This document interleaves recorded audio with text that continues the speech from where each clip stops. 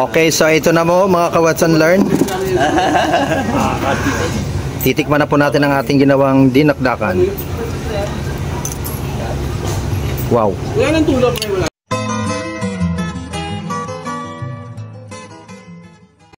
Mga ka-Watch and Learn, magluluto po tayo ng dinakdakan gamit po ang pork chop para iwas po tayo taba. Ayan po, so nakababad po yan. Habang niluluto po natin ang ating pork chop, tayo naman po ay gagayat na ng iba't ibang rekado na ating gagamitin. Kasama po yun ang sibuyas, luya, sili at iba pa. So pagkatapos po nating maluto, ayan, susunod naman po nating gagayatin ang ating karne sa ganyang kaninipis. Naku po, napakasarap po niyan. So ito pong ulam na to ay request po ng aking kumpare dahil piyesta po sa kanila. So nakita niyo naman po, meron po yan na pipino at iba't ibang rekado po. So ngayon nagayat na po natin ang ating karne. Una po natin gagawin ay syempre lalagyan po natin yan ng suka. Ayan, depende na po sa inyo kung gaano kadaming suka ang inyong ilalagay. So ang ginagamit ko po talaga dyan yung dato puti. Then hahaluin po natin. Saka po natin lalagyan ng asin para lumasa na. Then of course, pagkatapos po nating haluin, ang isusunod naman po natin dyan ay ang ating, ayan na, kitang-kita nyo na po ang napakasarap at napakaganda po ng kanyang quality. Then, sumunod po natin gagawin ay syempre lalagyan po natin ang kalamansi para mas lalong gumanda ang kanyang lasa. Ayan po kasi ang ginagawa ko. Huwag po kayong mag-alala dyan po sa mga buto na ating nakalagay dyan ay tatanggalin din po na naman natin po yan. So after po natin lagyan ng kalamansi, ayan, haluin po natin.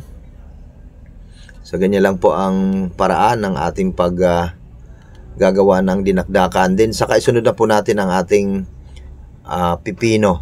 Napakasarap po pag may pipino dyan kasi yan po ay nagbibigay ng sustansya din sa ating ulam. Then isunod na natin ang iba pang mga rekado kagaya ng siling, kinumpas at sibuyas.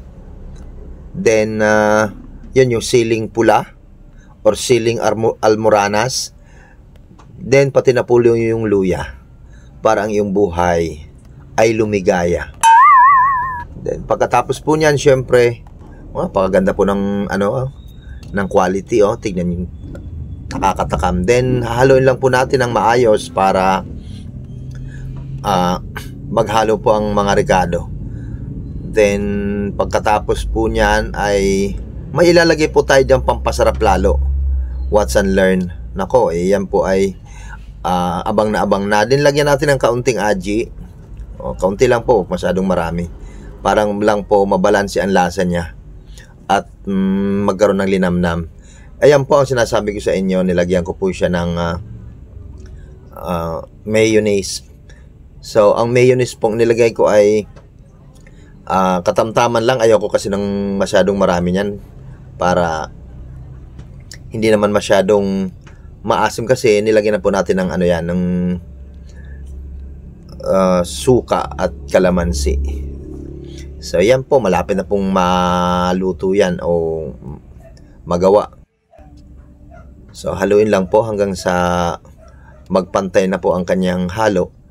Kasi iyan po ay antay na dahil piyesta nga po ng pulo at nag-request ang aking kumpare na magawa daw ako ng dinakdakan. Kaya sabi ko sa kanya, bahala ka nang bumili ng iyong pangrekado sapagkat ang sa akin kasing ginagamit dyan ay pisngi ng baboy. Pero daw sabi daw niya, mas gusto daw niya yung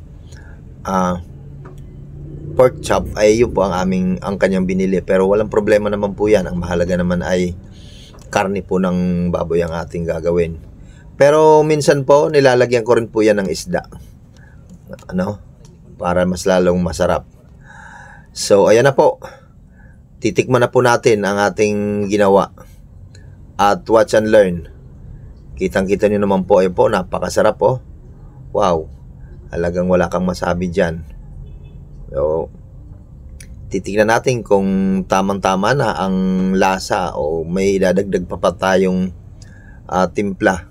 Pero sa palagay ko wala na po tayong idadagdag dyan at yan po ay okay na sa panlasa po.